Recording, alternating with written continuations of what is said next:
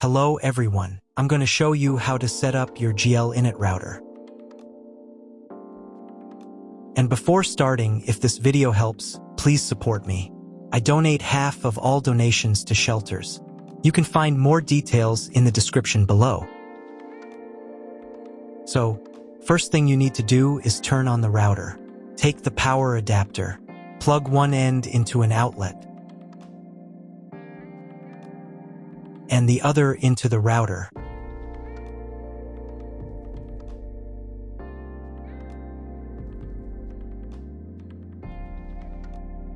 When the router is powered on, the light will turn on.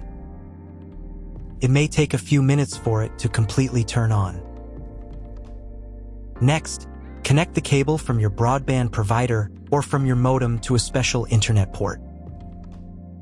This port usually has a different color and labeled as WAN. Each cable should be inserted until it clicks. Now you need to reset the router to the factory settings. Press and hold the reset button on the router for 10 seconds.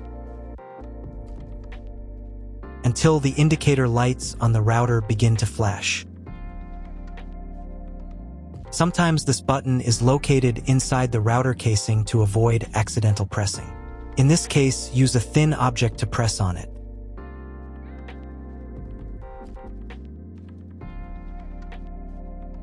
The router will reboot and the settings will return to the factory defaults.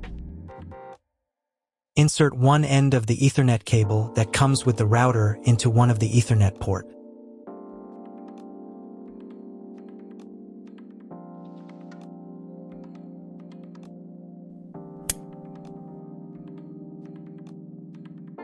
And the other into your computer's Ethernet port. Please wait a few minutes for connection. The router is now connected to your computer. Now you need to set it up. But first, I will show you another method for connecting the router if you do not have an Ethernet cable or your computer does not have an Ethernet port. Connect the router to the power adapter and cable from your internet provider. This will enable Wi-Fi. If the router is new and has never been configured, the Wi-Fi network will have the name of your router.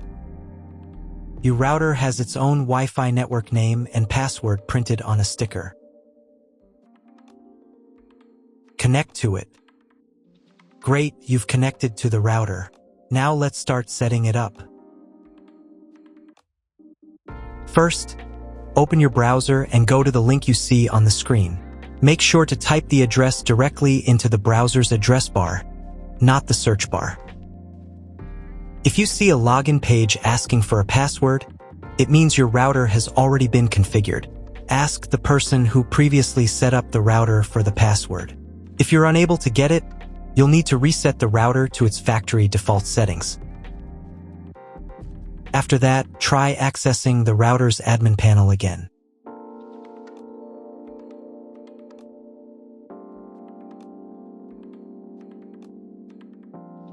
Depending on the firmware version of your router, the setup process may look slightly different. But don't worry, just follow along with the general steps I describe, and you'll be fine. On the first page, you will need to select the router's language. I'll leave it in English. Click the next button to proceed. On the next page, you'll be asked to set an admin password for your router. Your admin password will be used to configure everything inside the admin panel. It is extremely important to keep this password safe and private. Make sure your password is between 5 and 32 characters long. Click the Submit button to continue.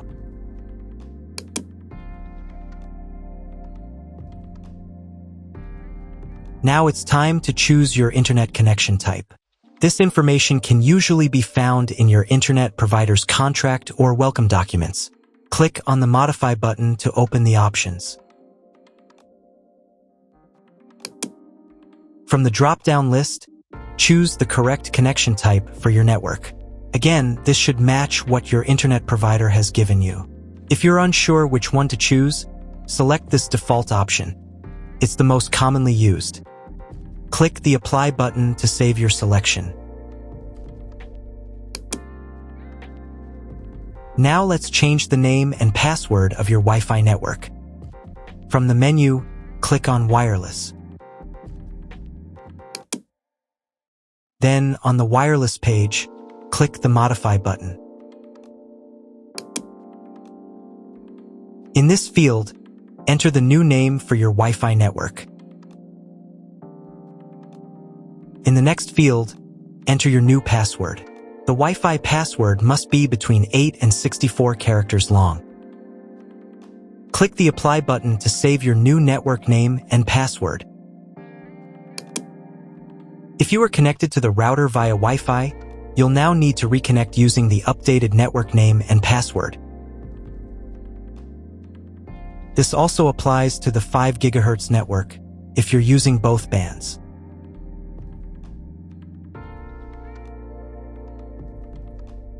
After updating the 5 GHz settings, don't forget to click Apply again.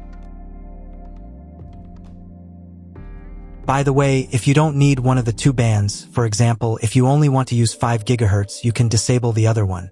To turn off the 2.4 GHz network, simply click this switch here. Wait around 10 seconds for the change to apply. To re-enable it, click the switch again and wait another 10 seconds. The same steps apply if you want to disable or re-enable the 5 GHz network. Once you've finished making all your changes, it's time to reboot the router. Click the Reboot button. Then confirm your choice by clicking Yes. The router reboot will take about 1 minute. During this time, please do not refresh the page or press any buttons. If you were connected via Wi-Fi, you'll need to reconnect after the router finishes restarting. Now check if the internet is working. Just open your browser and try Googling something. If you still don't have internet access, you may need to try cloning your MAC address. To do this, log into the router's admin panel again using your new password.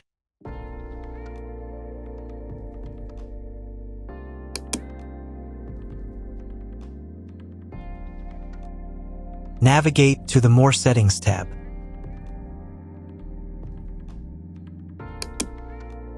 Then click on MAC Clone from the menu.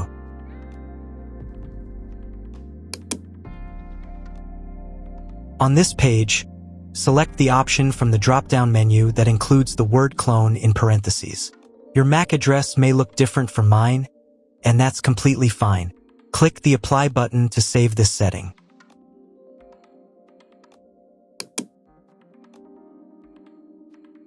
Now restart the router one more time.